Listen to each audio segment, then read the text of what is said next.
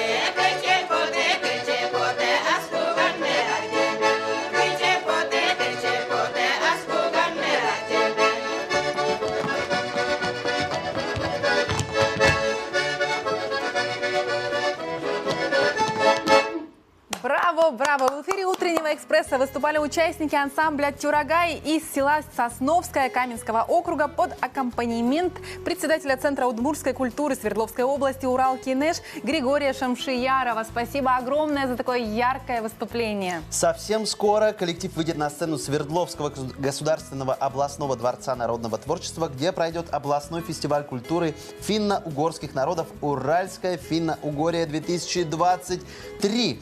Подробности узнаем у заместителя генерального директора Дворца народного творчества Ольги Бараматовой. Доброе утро. Доброе утро. Ольга, мы знаем, что фестиваль областной финно-угорских народов состоится в этом году уже в 14-й раз. Совершенно верно, да?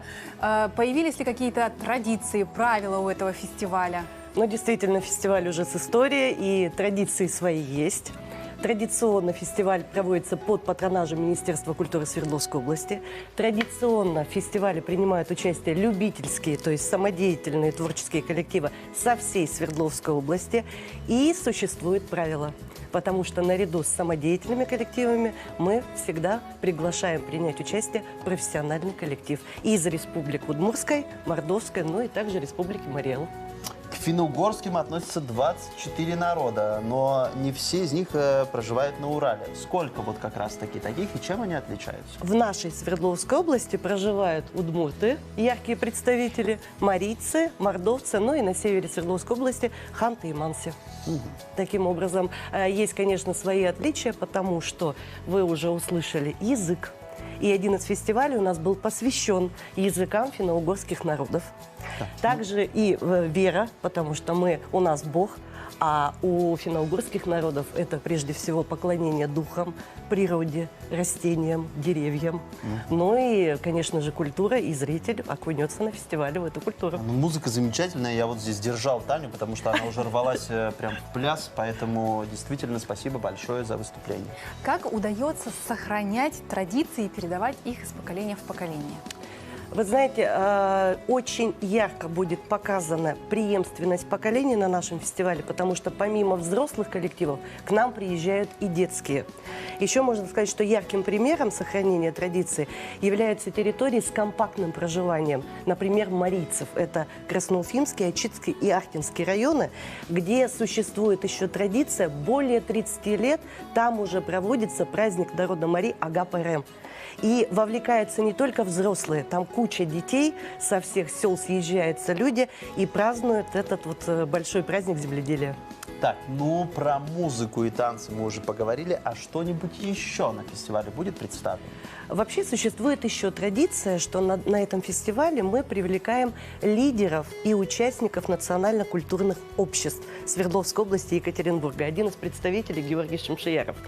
У нас будут представлены национальные подворья, где зритель ознакомится с бытом финно-угорских народов, с культурой, с национальным костюмом, с кухней. Мастера декоративно-прикладного творчества. То есть будет довольно-таки интересно. А что касаемо ознакомления с культурой северных народов Ханты-Мансийска, мы подготовили фотовыставку. Замечательно. То есть на выставку можно прийти всей семьей. И детям тоже будет интересно. Обязательно, потому что именно для детей мы подготовили в этом году еще один сюрприз. Так. Помимо песен и танцев, у нас будут национальные игры. И дети познакомятся именно с разными играми финно-угорских народов. Так, а подождите, это вот на такой фестиваль наверняка нужно покупать билеты или нет? Все-таки попасть можно бесплатно. Самый главный сюрприз, что фестиваль у нас для зрителей бесплатный. Ну, потрясающе. Тогда срочно озвучивайте, куда, когда приходить. Я с большим удовольствием приглашаю всех на наш фестиваль, который состоится в Свердловском государственном областном дворце народного творчества на улице Фестивальная, 12. С 12 часов зрителей ждут песни, танцы, национальные игры, национальные подворья.